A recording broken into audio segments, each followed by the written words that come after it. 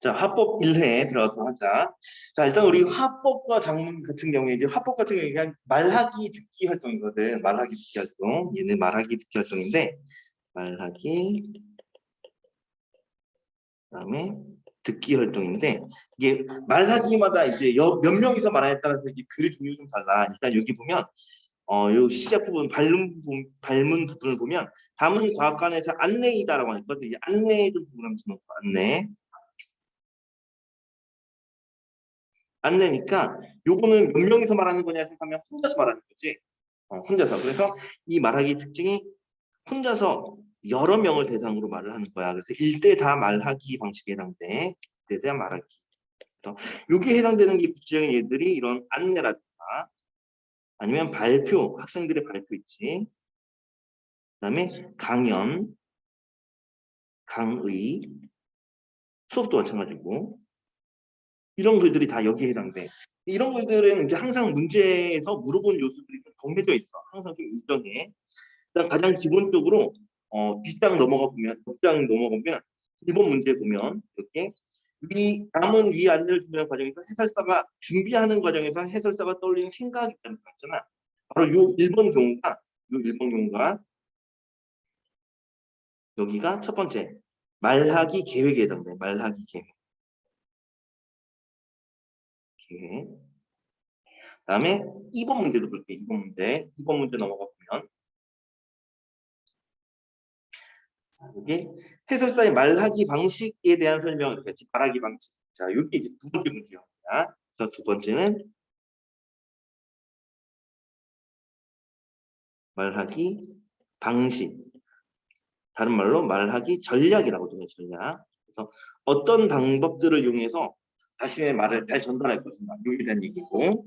그다음에 3번 문제 넘어가 보면 여기 보면 3번 문제 해설사가 활용한 자료이다라고 이제 자료 활용 문제가 나와. 자료 활용. 4번도 같이 볼게. 그다음에 4번은 해설사의 안내를 듣고 학생들이 보인 반응이다. 맞지? 그래서 3, 4번은 한꺼번에 정리할게. 세 번째 해당되는 건 자료 활용.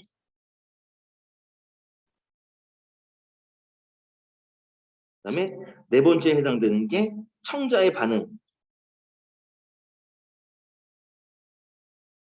또는 그에 따른 질의 응답, 반응이나 아니면 질의 응답 이런 것들이 문제의 출제 요소에 해당이 돼. 이렇게 하고 실제로 우리 그 모의고사나 아니면은 그 수능 문제 같은 경우 보면 평가 문제 이런 거 보면 실제로 그리고 합법 부분은 3문제밖에 안 나와. 실제로는 진짜 3문제인데 이건 EBS 문제라서 4문제가 있지. 실제로 나중에 우리 며칠 뒤에 또 시험을 볼 건데 이 시험에서는 3문제로 보게 될 거야. 합법 부분에서 그러니까 35, 36, 37번 이렇게 해서 합법 문제가 나올 거야. 자, 됐으면 자, 이런 것들은 이제 우리 화작 같은 경우에는 좀 빠르게 문제 푸는 게 중요하기 때문에 그리고 글 내용이 좀 심도 있게 다뤄지지 않기 때문에 이건 문제부터 봐도 상관이 없어. 그래서 문제 바로 들어가서 자, 문제에서 이제 우리가 뭐뭐 확인하면 될까? 본문에서 뭐뭐 확인하면 될까를 먼저 파악해 두는 거야. 자, 일단은 읽어볼게. 자, 관람을 보는 학생들이 전문적인 내용을 이해하기 쉽도록 감추시자. 여기 먼저 설명할 내용의 순서를 밝힌다. 글의 순서 밝히는 건 거의 대부분 글의 시작 부분에 첫 번째 단락, 1단락이나 길어봤자 2단락 시작에 나와. 거의 대부분 첫 번째 단락이 나와. 다음에 질문을 통해 학생들의 주의를 끌고 다음에 해당 질문에 대해서는 학생들의 대답을 듣고 질문과 관련된 수치를 제시하며 답을 제시하겠네. 자, 여기 질문이 있어야 돼. 그리고 대답을 듣고 그거 관련된 수치 제시까지 수치라고 하면 숫자 얘기하는 거잖아. 이 숫자 관련까지 있는가를 확인해 봐야 돼. 자, 그리고 전시된 각 자료에 대한 설명을 마칠 때마다 이어서 다음 자료에서 설명할 내용을 알려주고 있는가. 그래서 한 내용이 끝나고 다음 내용을 설명해주고 있는가도 확인해 봐. 혹시 설명한 내용을 이해하지 못한 학생이 있을 수 있으니 다음에 전시된 자료에 대한 설명마다 학생들의 질문을 받으며 설명하는 내용입니다. 학생들이 뭔가를 물어보고 그에 대한 답이 있는 걸 봐야 돼. 그리고 마지막에는 이런 역할을 일상에서 접하는 대상과 연관됩니다. 그래서 일상에서 우리에 대한 뭔가 내용이 나오는 거 확인해. 그리고 마지막에서는 이렇게 했으니까 이 부분은 이게 끝 단락, 마지막 단락만 확인해 보면 바로 알 수 있어. 자, 그러면 또 2번 넘어갈게. 2번 넘어가서. 자, 말하기 박수 하는 건데. 자, 각각 내용만 확인하면 돼. 항상 같은 내용을 물어보기 때문에 이런 것들이 항상 나와. 전문가의 말이 인용되는 법이라고. 그다음에 용어에 대해 해설이 있는가? 용어에 대해서 해설했다는 얘기는 그 단어의 개념을 정의한 내용이 있습니다. 무엇이란 무엇이다 이렇게 개념을 뜻하는 부분인지 확인해 보는데. 그다음에 3번 설명 중간에 청중의 발언 일부를 재진술했다. 재진술했다는 얘기는 청중이 말을 했는데 그것을 다시 반복해서 말하면 돼.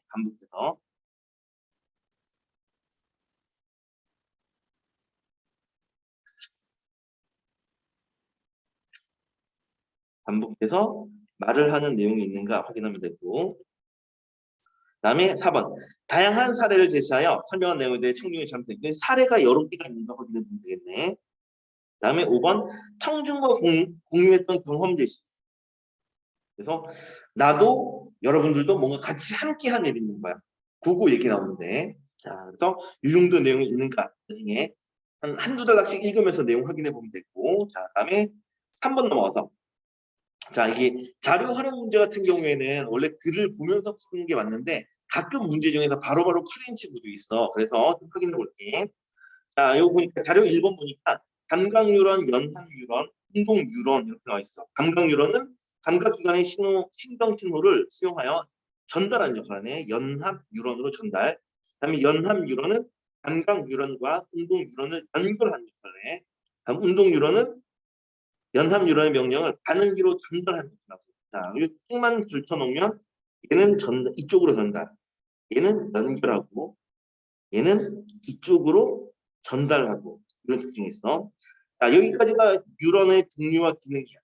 자, 이게 자료 1번이었거든. 그러면 자료 1번과 관련된 내용들로 먼저 선택지를 먼저 판단하는 거야. 시간 싸움이지. 바로 1번 넘어간다.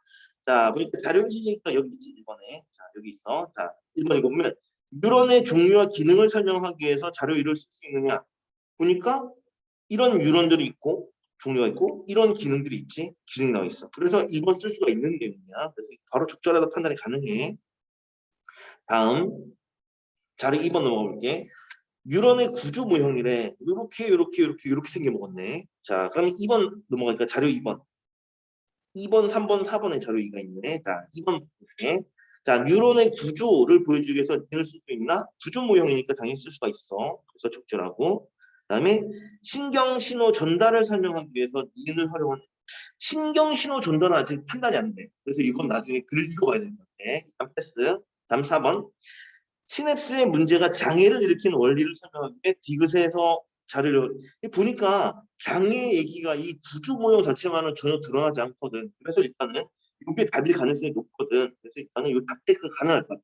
나중에 지문 읽을 때 다시 한 번 더 확인해 봐도 되고 답을 여기서 바로 테크도 가능해.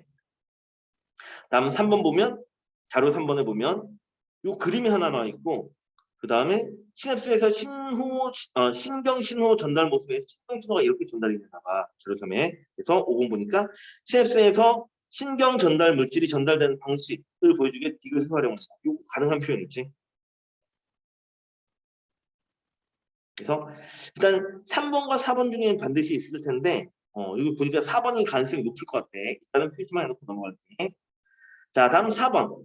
학생들이 보인 반응인데 이 문제는 지문 안 들어가도 돼. 이건 그냥 바로 문제가 풀려. 자, 청중들의 청자의 반응 문제는 대부분 바로 풀려. 자, 그래서 지금 보면 학생 1번, 2번, 3번 얘기하는데 학생 1을 보고 관련된 거 지우고 그다음에 1을 보고 관련된 거 지우고 3번 보고 관련된 거 지우고 이런 식으로 문제를 풀 거야. 그래서 각 학생을 볼 때마다 선택지를 바로 해결하자. 자, 학생 1 들어가면 적절치 않은 걸 찾을 거고 자 인간의 뇌를 구성한 세포 그다음에 뉴런을 듣고 놀랐어. 중요한 내용이 중요한 게 아니라 이런 반응이 중요해. 놀라움이 담겨 있어. 관련 자료를 찾아봐야겠어 라고 해서 나중에 후속 활동에 대한 얘기가 있어. 후속 활동. 나중에 무엇을 할 것이다 라는 얘기가 담겨 있고 다음에 또 뇌를 구성하는 세포 중 뉴런 외에 세포는 무엇인지도 알아봐야겠어 그랬어. 그러니까 뇌 구성 세포 중에 뉴런 외에도 무엇이 있는가 이것도 알아보겠다. 이것도 마찬가지로 후속 활동에 해당이 되는 거지. 자, 그러면 학생을 읽었으니까 1번 넘어갈게. 자, 해설사가 활용한 자료의 출처를 확인하면서 적절성을 검토했다는데 출처 얘기가 아예 없지. 그치, 출처 얘기가 아예 없어. 그래서 바로 아웃하고 답은 그냥 1번 이래버리면 끝내버리면 되는 거야. 할만하지? 오케이. 자, 밑에 학생일이 또 있는데 나머지는 빠르게 살펴볼게. 학생일. 해설사가 설명한 내용을 관련해서 궁금한 점에 대해서 조사하겠다. 그러니까 관련 자료를 찾아보겠다. 그 외에 또 뭐가 있는지 알아봐야겠다는 내용이 있으니까 학생일에 대한 내용은 동그라미가 되겠지. 이렇게 풀면 되는 거야. 자, 학생 2도 살펴보면은 자, 뉴런의 신경 신호 전달 과정에 신경 전달 물질 개입한다는 말에서 유익해서 중요한 건 뭐야? 유익하다. 이거 긍정적 반응이라고 해. 이것은 긍정적 반응. 반응이 있고 그다음에 회기 하나 지워졌구나. 반응. 반응. 그다음에 자, 그런데 신경 전달 물질이 무엇인지 궁금했는데 설명해 주지 아쉬웠어. 그래서 아쉬운 점 나오지. 설명해 주지 않아서 아쉬웠다. 아쉬운 점. 점도 언급이 됐고 그다음에 해당 내용은 따로 찾아봐야겠다라는 건 이것도 후속 활동이지. 또 후속 활동 언급이 있어. 후속 활동에 대한 언급이 있더라. 자, 그러면 여기에 관련해서 학생 2 부분 보면 학생 2는 해설사가 설명한 내용에 부족한 부분이 있다는 점을 기억했다. 부족한 부분 언급이 돼 있지. 부족한 부분이 있었어. 아쉬운 점이 있었어. 그다음에 학생 2는 궁금한 점 조사하겠다. 그렇지. 후속 활동 얘기가 있었어. 그다음에 학생이 보니까 해설사가 설명한 내용 중에 새로운 내용을 알게 된 것을 긍정적으로 평가했냐. 긍정적 반응이 있었지. 유익하다라는 게 있었어. 그래서 이것도 동그라미. 자, 다음 탐번 넘어가서 학생 3. 자, CFC에 문제가 생기면 인지 능력에 문제가 생기거나 특정 질환 유발 가능성이 높아진다는 점을 알고 있었는데 이거 주식이고 그런 점 높아진다는 걸 알고 있었는데 라고 이게 알고 있다는 것은 자신이 이미 가지고 있는 지식이거든. 그래서 우리 이런 지식을 배경 지식이라고 얘기해요. 배경 지식. 그래서 학생 3은 자신의 배경 지식을 언급을 했고 자, 인지 능력의 문제가 신경 전달 물질 확산과 관련된 점을 알게 되었어. 라고 해서 새롭게 알게 된 점을 얘기했지. 이건 긍정적 반응이야. 알게 됐으면 긍정적 반응. 있고 그다음에 마지막 자, 이를 바탕으로 시냅스의 문제가 인지 능력 등에 미친 영향을 이해할 수 있어 좋았어. 좋았어. 긍정적 반응. 얘도 긍정적 반응. 자, 그러면 이거 관련해서 나머지 선택지를 보면 3번 선택지 보면 학생 3은 자신의 배경 지식을 활용하여 해설사가 설명한 내용을 이해했는가. 그렇지. 배경 지식 활용 내용이 있었지. 적절하고 그다음에 5번에 학생 3 새로운 내용을 알게 되면 긍정적으로 반응했는가. 그렇지. 좋았어. 말이야. 학생 3 동그라미. 이렇게 풀면은 사실 실제 시험장에서 1번만 보는 거야. 1번만 보고 넘어가면 돼. 자, 됐으면 이제 질문 돌아가서 질문에서 이게 글을 끝까지 다 읽은 다음에 문제 풀 필요가 없어. 한두 단락 정도 하고 그 다음에 바로 선택지 해결해 보다 보면 답이 나올 때가 있단 말이야. 시간 절약이 중요하다고 했지. 독서는 아니야. 독서는 글 끝까지 다 읽고 이해하는 거야. 근데 화작은 빨리 푸는 게 심오한 거 안 물어봐. 심오한 거 안 물어보고 글의 형식상의 특징이 중요하단 말이야. 자, 들어가자. 자, 안녕하세요. 내 과학과를 방문해주신 학생 여러분 환영합니다. 청자가 이거 들어가지. 청자야. 청자 애들이야.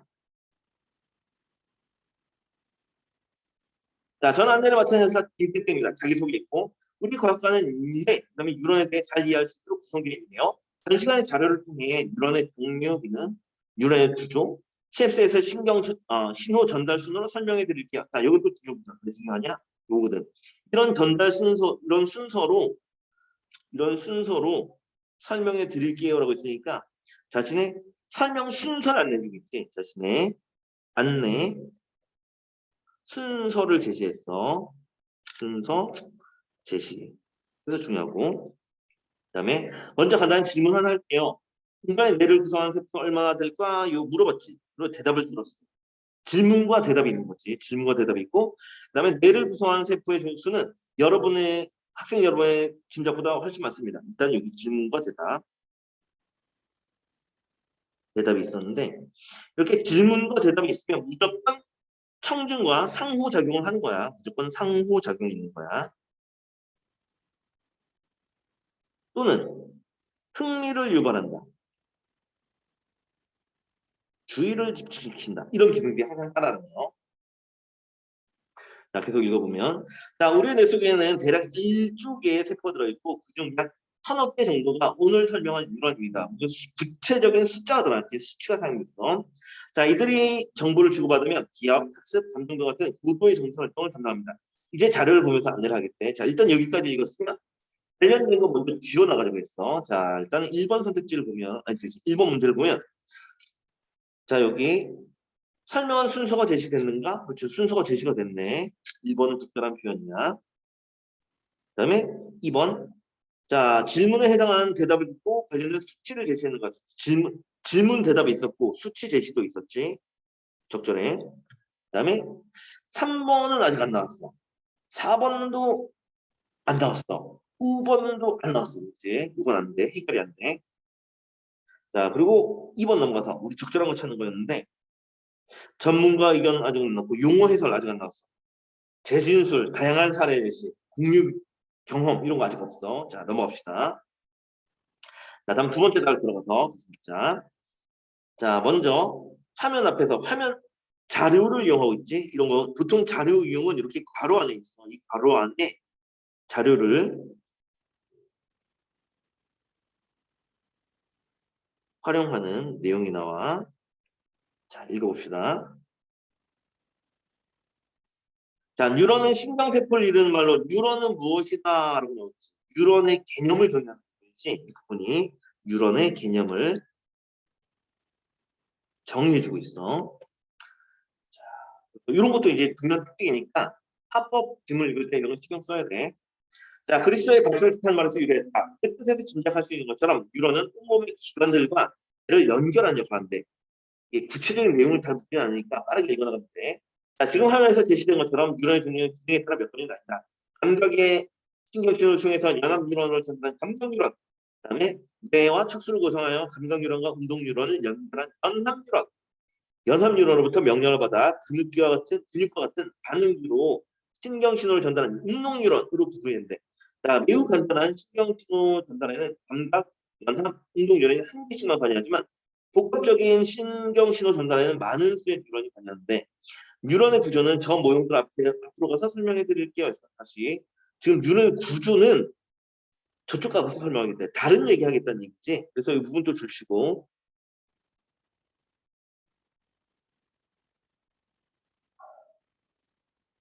다음에 설명할